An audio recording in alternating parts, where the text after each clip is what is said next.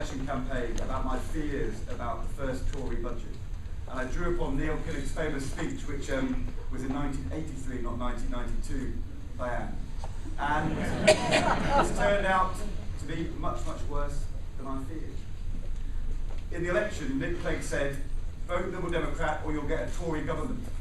He also said, stop the Tory VAT bombshell. I was on Question Time with Vince Cable a week or so ago. And I said to him, it's one thing to choose power.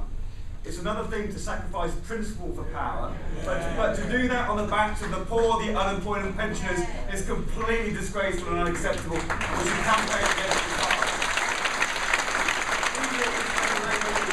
He is a campaigner who's shown they can take the fight to the Tories, but also somebody who delivered. In government, I was the only cabinet minister to actually deliver the living wage.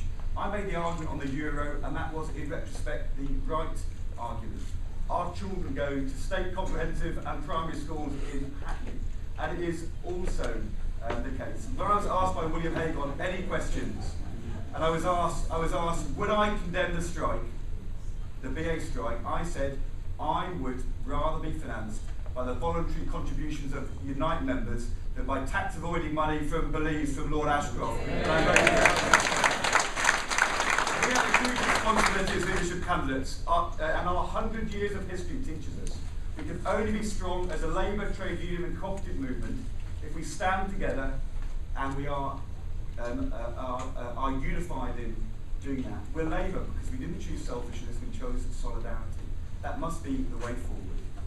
And finally, just to say to you, I'm Labour because of my upbringing. My dad came from a working class community in Norwich.